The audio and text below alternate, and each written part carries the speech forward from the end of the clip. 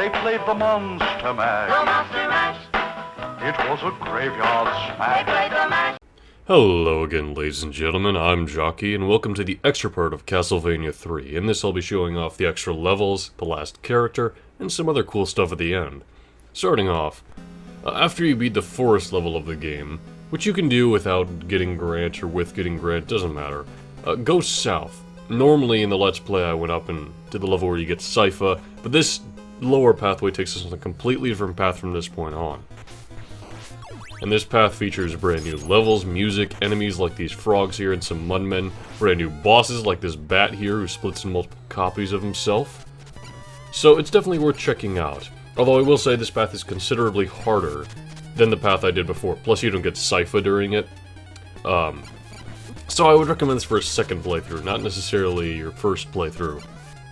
Anyway, after this first level where we fight the bats here, we have this next level where we don't get any necessary, or we don't get any choice in what level we do here. This is just the next one in the sequence.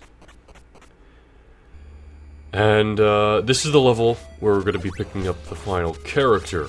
And like I said before, this character we can't get on the same pathway with Sypha because of how Sypha is on the upper path and this character's on the lower path. You can get Grant alongside this character, but it doesn't make too much difference. This level's kind of interesting, features acid coming down and destroying the terrain, features these fire guys walking around dropping fire, though really they just serve to make you wait through it. And the boss of this stage here is very similar to the first phase of the final boss in the original Castlevania, teleporting him around, shooting fire, and only weaken the head.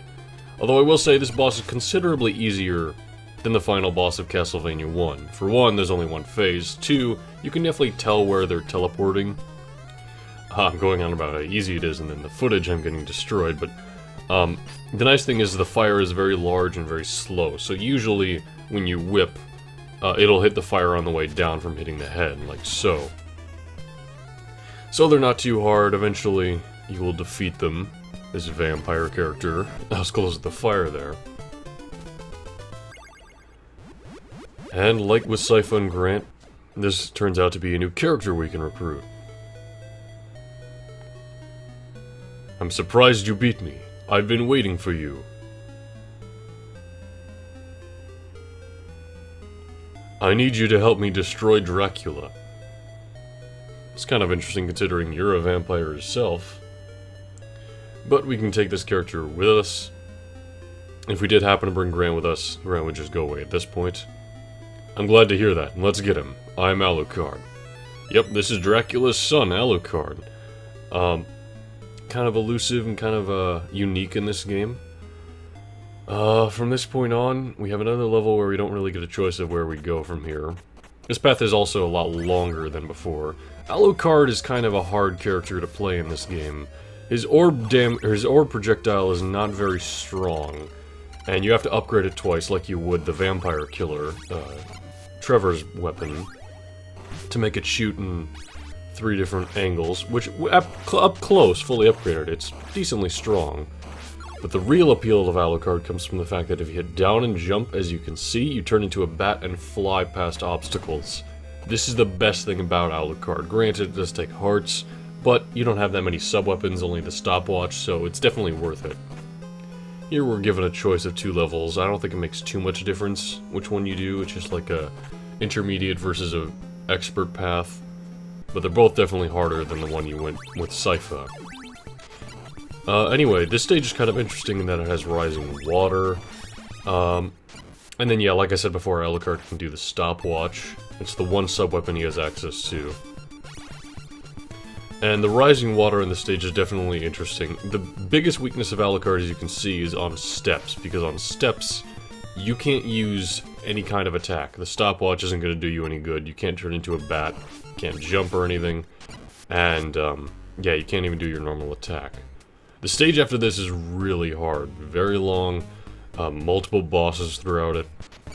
I actually didn't end up making it past this, but like I said, you should check out this whole pathway for yourself. It's definitely worth it. You do eventually end up back in Castlevania on the same exact path you did before, and I don't think too much has changed about those stages now. So, that's Alucard, the extra character in the extra pathway. Feel free to check it all out yourself. Meanwhile, I like to show off some of the passwords. Right on the title screen here we can go to password, and after naming ourselves, which isn't too important right now, we're taken to this screen where we can insert items into a grid. And this is essentially just a glorified level select. All you get out of this is, it takes you to a certain level depending on what code you input. I'm just doing random stuff right now. But it's kind of disappointing. There's not like a lot of unique stuff. It's kind of just there since there wasn't a save system. But where the real fun comes in is naming your character. You can actually change your character's name and that will affect the gameplay. As you can see, because I named my character Urata there, we actually start the game with Sypha, so now you can actually get Sypha on the harder path. And there are passwords for characters Grant and Alucard as well. I'll go ahead and throw them on screen now. So if you want to start the game with those characters, there you go.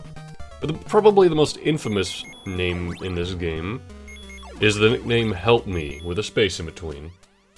Starting out with this nickname, you won't get any special characters, but you now have 10 lives. And this isn't just at the start of the game. Even if you game over and restart from the beginning of the level, you will have 10 lives yet again. This makes the game an absolute breeze, especially on the standard difficulty, but I suppose if you're practicing or you don't have the time, this is definitely an option. With that being said, there's not much else to talk about. I suppose one other thing is there are some notable differences in the Japanese version of this game, particularly the soundtrack is completely different, and also a massive improvement is made with Grant, in that his standard attack is the knife projectile. With that being said, that's about all for Castlevania III. I really enjoyed this Let's Play, I hope you guys did as well. Thank you so much for watching, and have yourself a very good day.